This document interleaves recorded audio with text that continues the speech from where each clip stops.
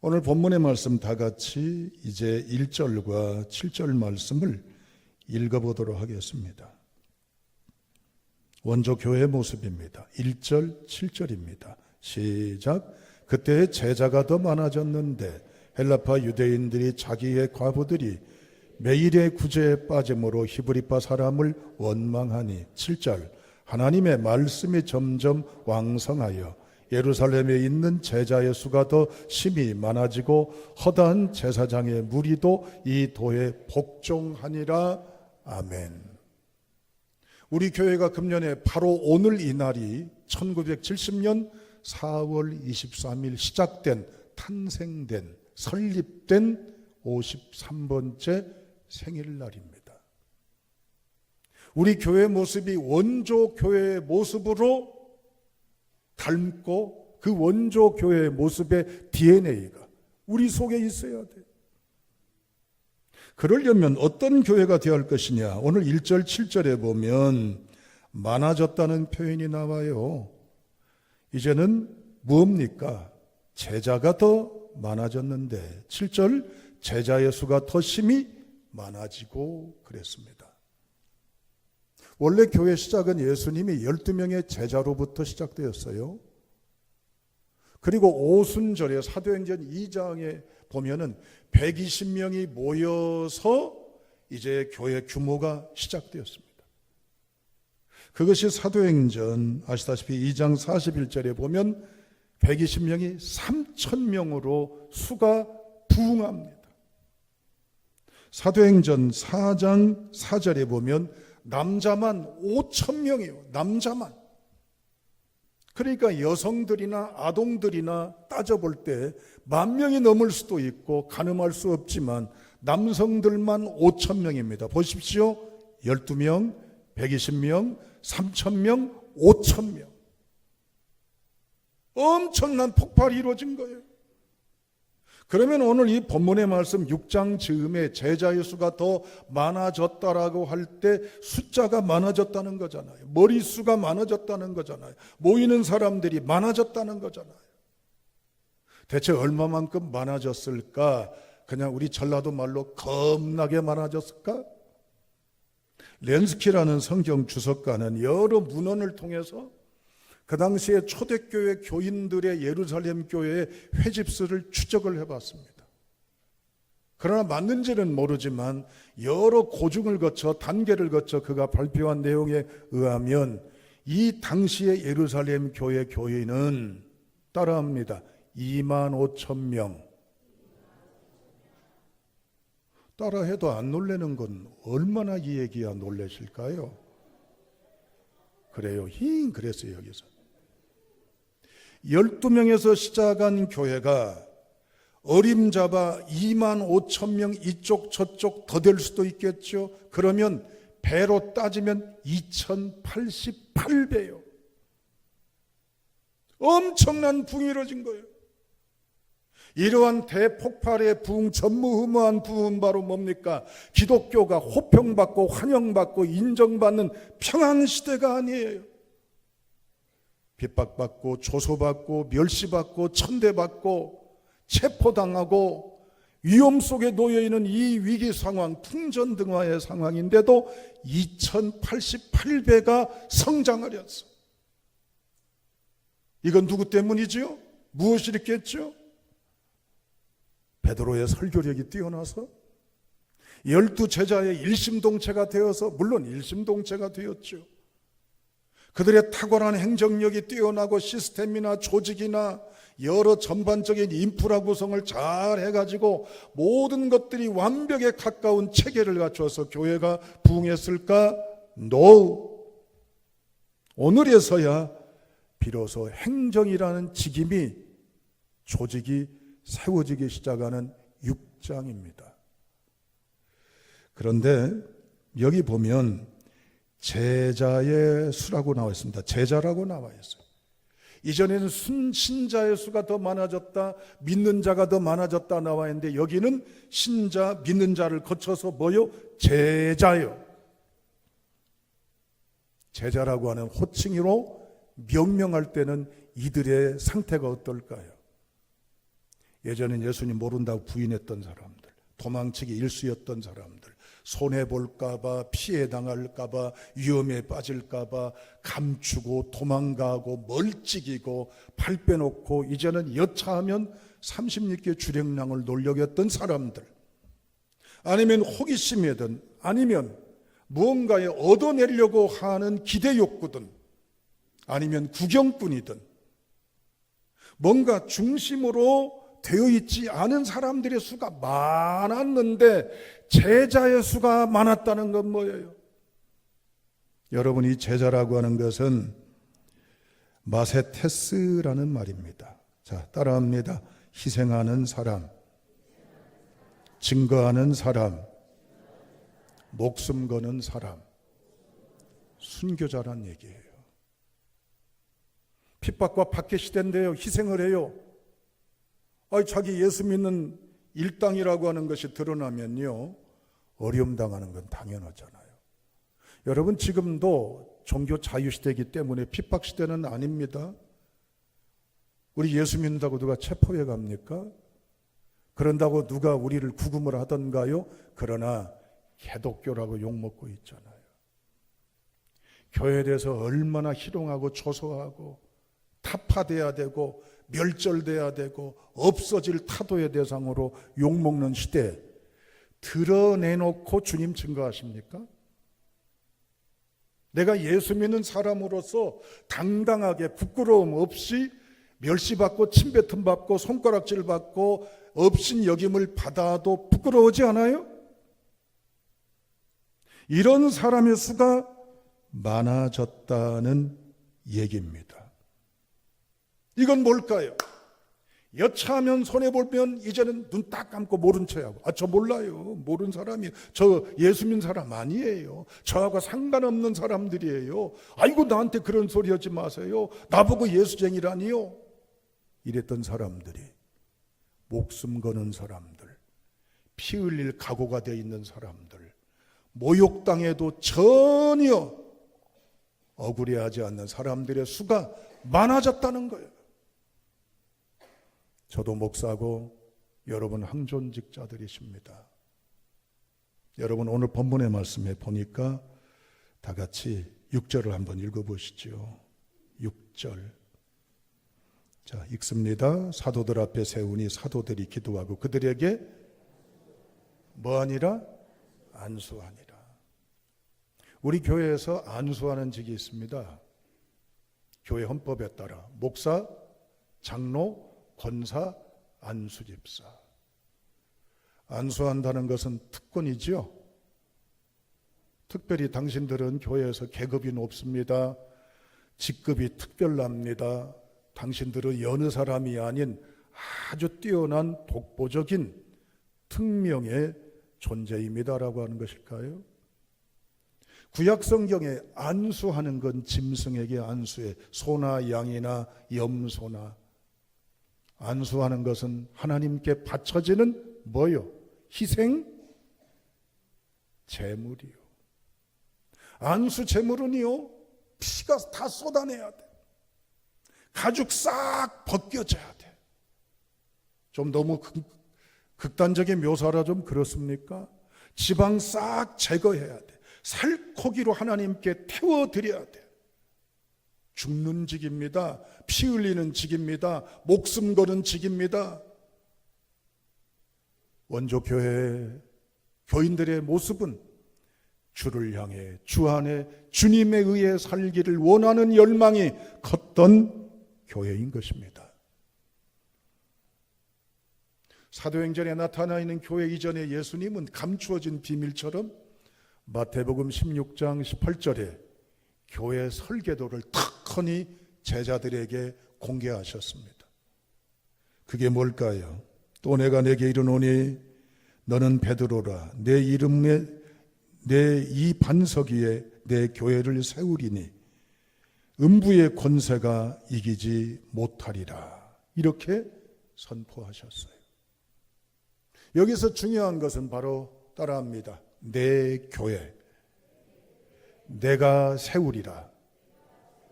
아멘. 자, 묻습니다.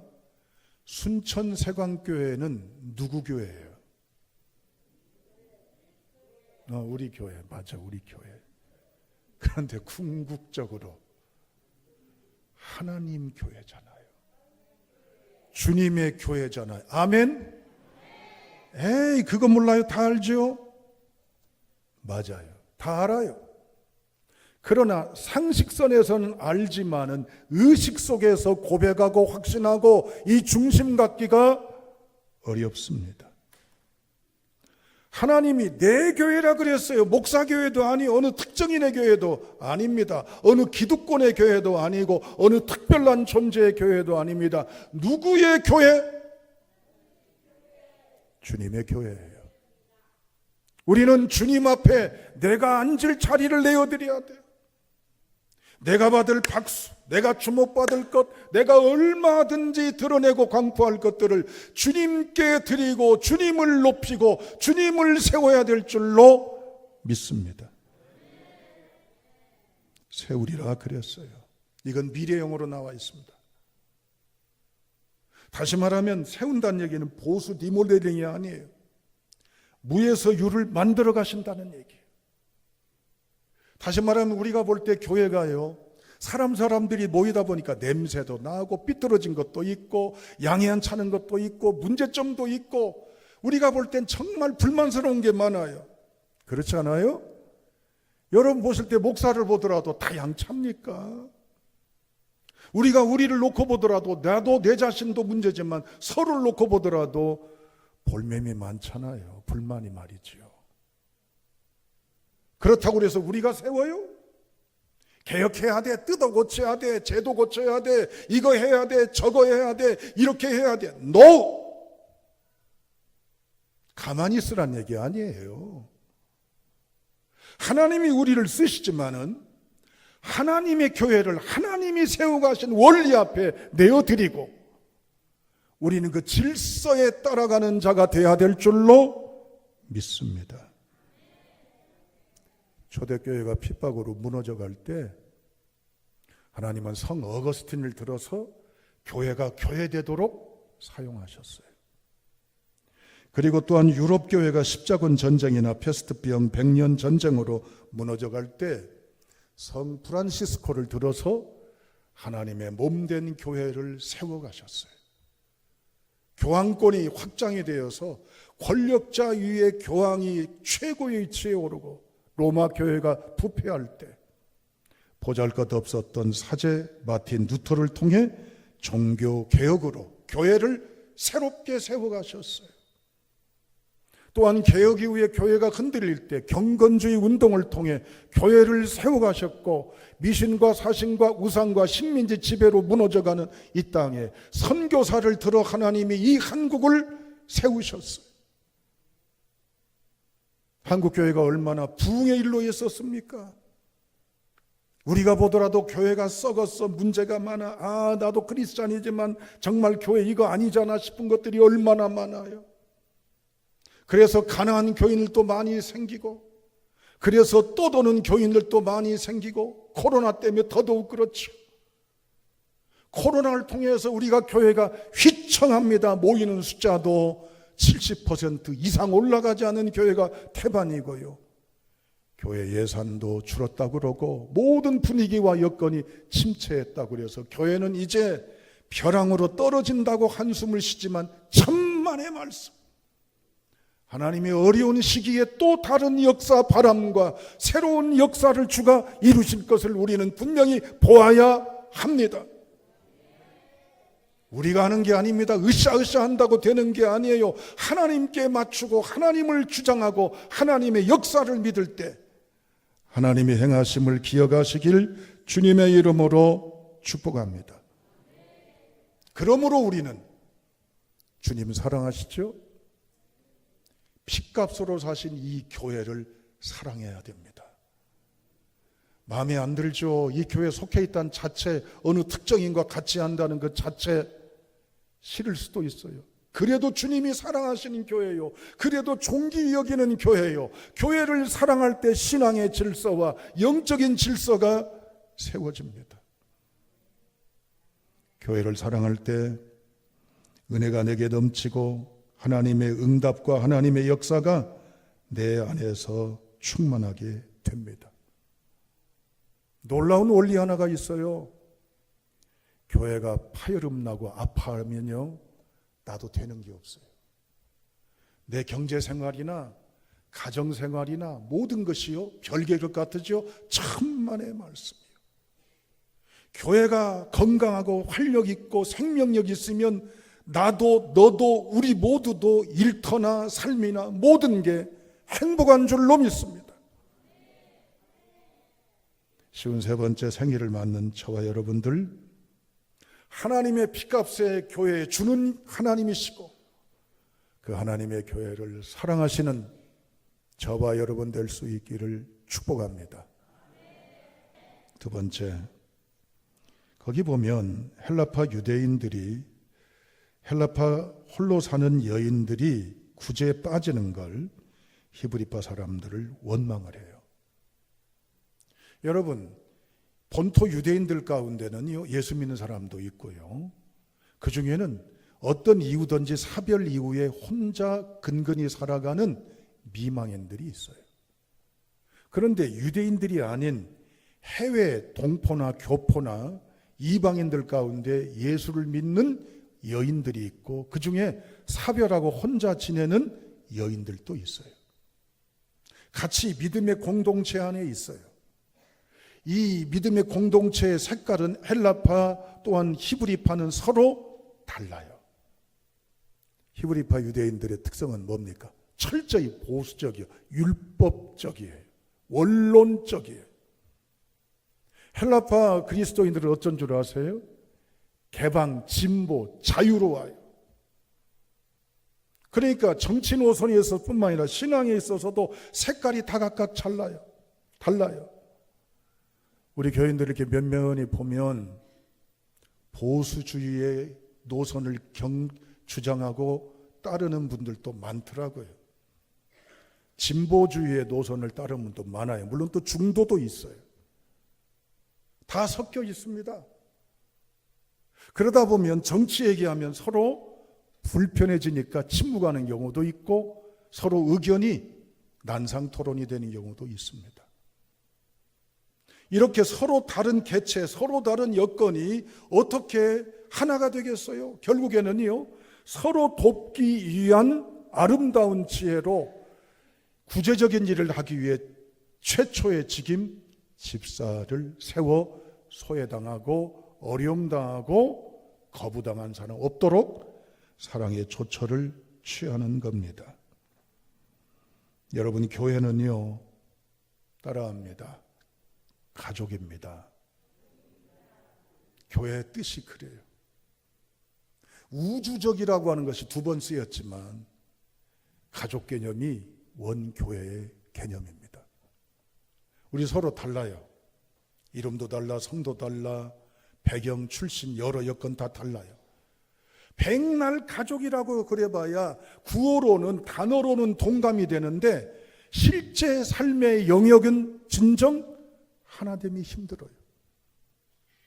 그 속에 뭐가 작동돼야 돼요? 오직 예수가 우리 안에 임해야 나, 너가 별개가 아니라 서로 더불어 연락하는 하나의 공동체가 되는 줄로 믿습니다.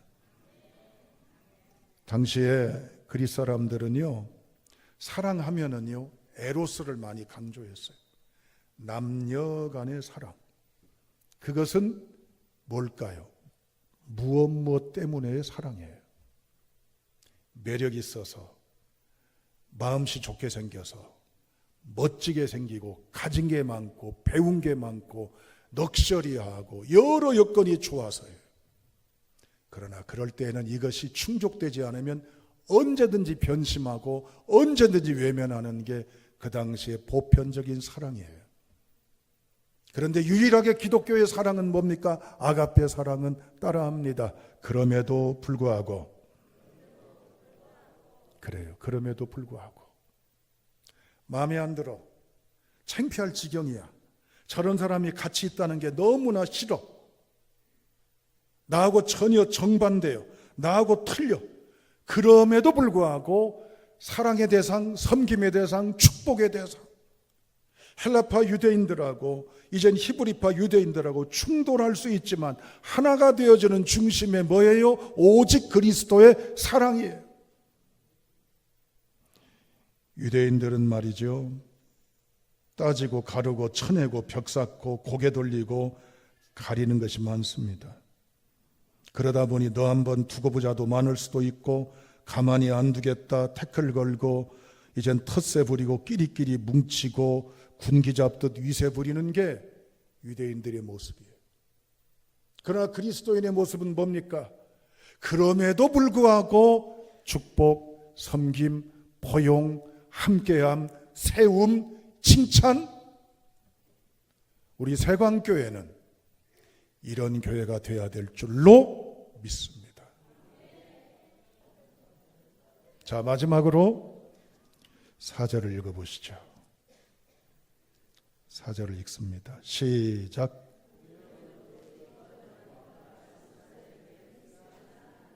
네.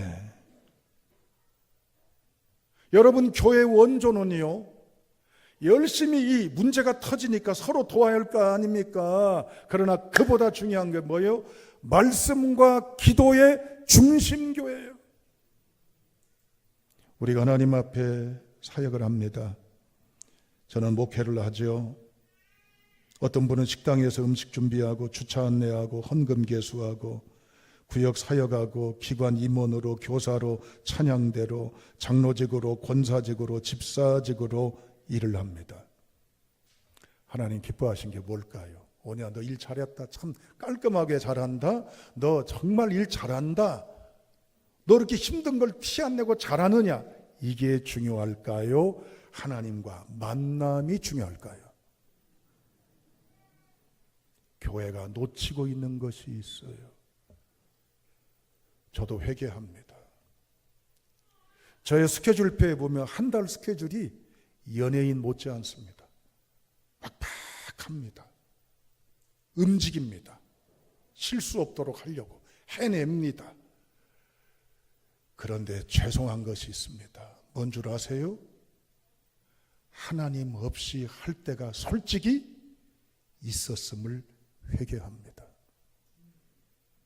주님을 만나는 말씀 앞에 주의 만남을 갖는 시간, 하나님과 영적인 기도를 통하여 주 안에 있기를 원하는 중심의 모습, 일 속에 파묻혀 지내는 게 제가 아닌지 회개합니다.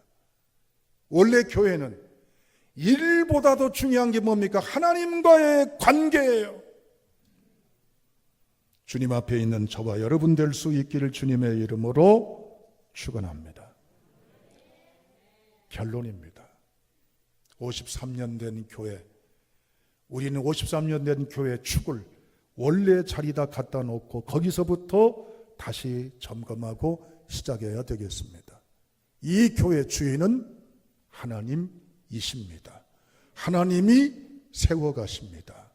하나님은 모두 함께 하기를 원하십니다. 하나님은 말씀과 기도로 만나기를 기다리고 계십니다. 기도합니다. 아버지 하나님,